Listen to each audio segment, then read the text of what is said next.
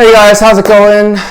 Investing for retirement can be pretty daunting.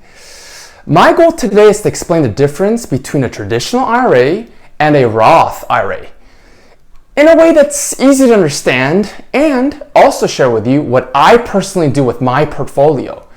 But before I start, I need to be honest and say that I don't hold any financial licenses or certifications. So pretty much what I say shouldn't be taken as financial or legal advice. And on top of that, everything I'm about to share can easily be found online. I found that there are a ton of books, articles, videos, and online forums that cover everything to the minutest of details.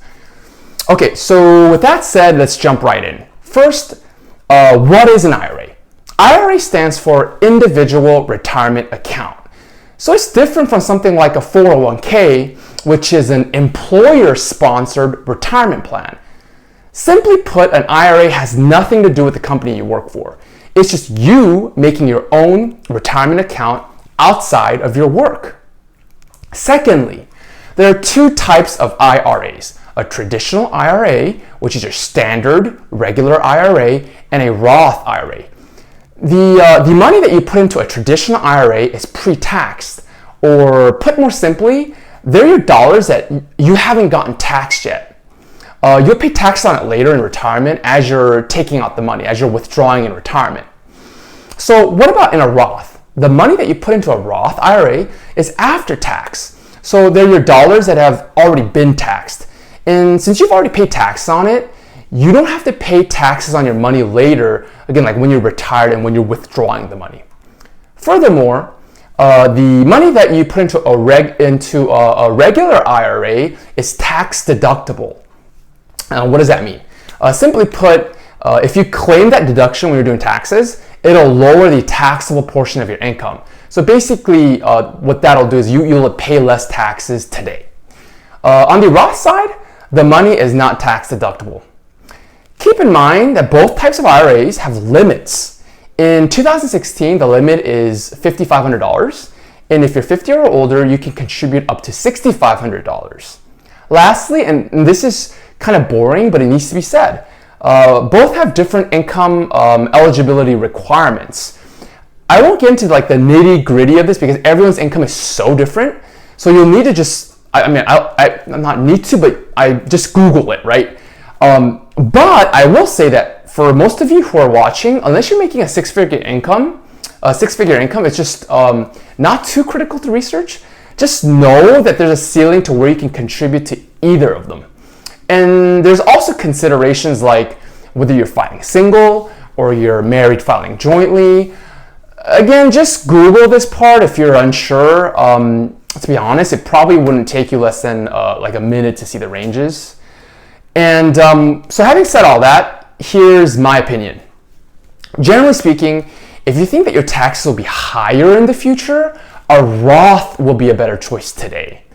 Yeah, you're paying taxes today, but if you're at a lower tax bracket, you're not paying a whole lot in taxes anyway, compared to if you were in a much higher tax bracket. So, and the general advice that I heard time and time again throughout my working career is that if you're young, most likely your income is lower now than what it will be later. So a Roth is the better choice today. Plus, who knows what the tax rates will be 30, 40, or maybe even 50 years from now. So if the tax rates go up, then you are protected from those increases. But as your income grows, especially like once you start making six figures, that's when a traditional IRA starts looking better because you get to contribute with pre-tax dollars. Basically, you're kicking the tax can into the future. So your money can grow tax sheltered until you start withdrawing in retirement. Plus, again, it's tax deductible, so it'll lower your tax bill for today. Whereas for a Roth, you don't get that benefit. So again, in a nutshell, the less you make, Roth is better. The more you make, traditional IRA is better. And really, it all boils down to taxes. To conclude, where should you invest? There are plenty of great options. Here are some of the more popular and good options out there. Fidelity, Vanguard, T. Rowe Price, Schwab, Betterment, and Wealthfront. The last two are robo-advisors, which means they manage your portfolio for you.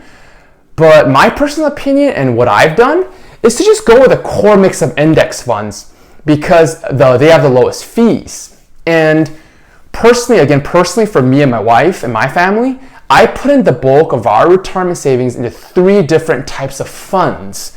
A total stock market index fund, which covers pretty much every big company you can think of here in the United States.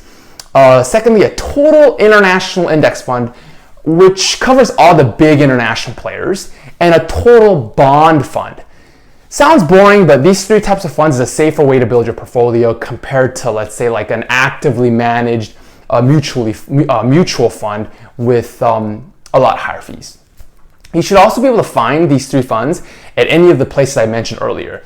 They all track similar benchmarks, so the biggest thing that matters is mostly the fees that you end up paying. Because, let's be honest, that's really the only thing that stays constant. The fees that eat away at your nest egg.